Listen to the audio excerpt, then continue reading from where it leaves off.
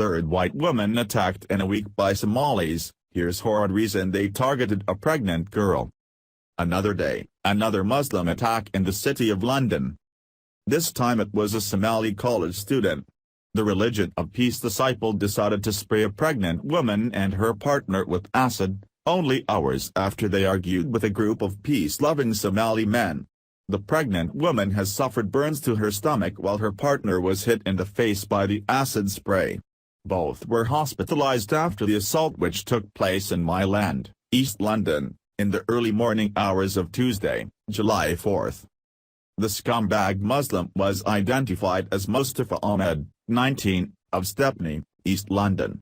He appeared at Thames Magistrates Court this past Tuesday charged with 1 count of wounding with intent to do grievous bodily harm and 1 count of attempted wounding with intent to do grievous bodily harm. I guess since London is so progressive now when they want to appease their Muslim mayor, they must have forgotten to add the count of attempted murder of the unborn baby.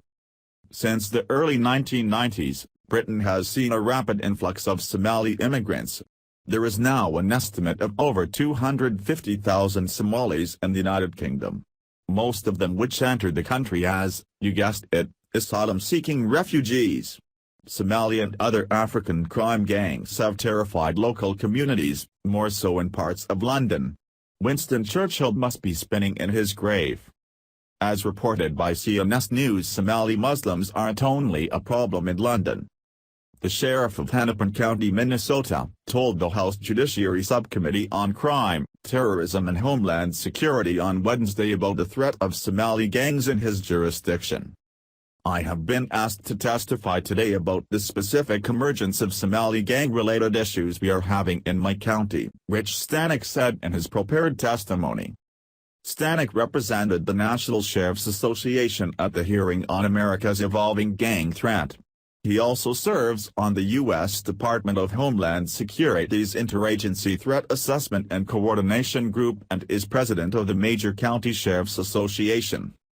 Stanek said Minnesota is a designated U.S. refugee resettlement area, with the Somali population ranging from 80,000 to 125,000 in the state. As a result, Stanek said, while the African population in the U.S. as a whole is about 4%, 18% of the Minnesota population is African because of the large Somali presence. Stanek said he wanted to state for the record that most Somalis are law-abiding citizens who contribute to the community, but those who have joined gangs are committing crimes across the state. Somali gangs are unique in that they are not necessarily based on the narcotics trade as are other traditional gangs, Stanek said, adding that turf is also not a motivating factor in Somali gang criminal activities.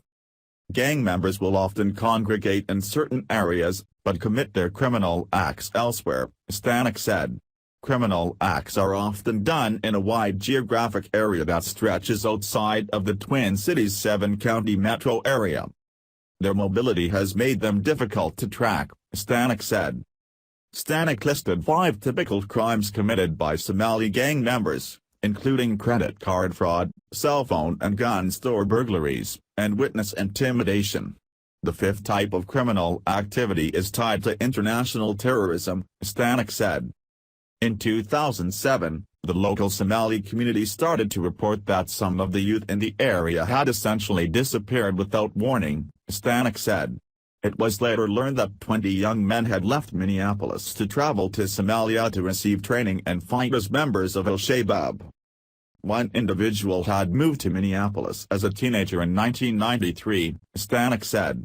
Following a shoplifting arrest, he fell into the violent street gang called the Somali Hot Boys. After a short period of time, he emerged as a recruiter for Al-Shabaab, which eventually led him to leave Minneapolis for the Horn of Africa in 2008. Later, it was learned this individual was killed in fighting between Al-Shabaab and Somali government forces, Stanek said. We are clearly faced with a challenge that requires an innovative approach including new investigative tools and focused resources, Stanek said.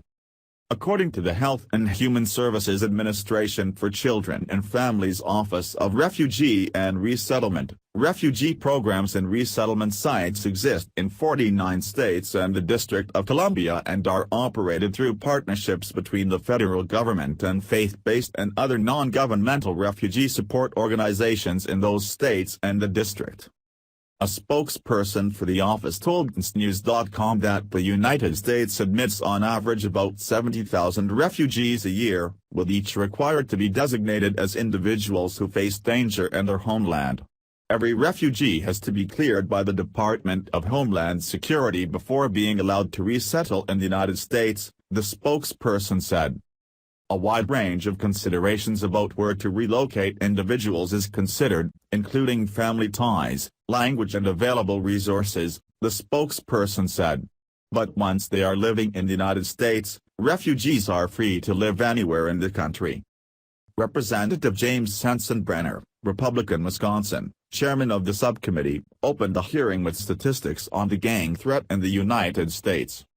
According to the 2011 National Gang Threat Assessment, there are approximately 1.4 million gang members belonging to more than 33,000 gangs in the United States, Sensenbrenner said.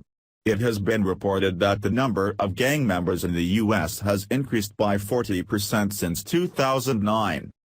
How much longer until the free world wakes the hell up and says enough?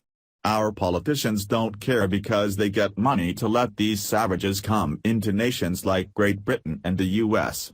And since these same scumbag politicians are part of the elite, they don't have to live with the garbage they are letting in, so it all works out for them. It's time the free world start cleaning house. Please share if you want a freeze on all Muslim refugee invasions. Thanks for watching. Please subscribe Breaking News 365 channel. Goodbye and see you again.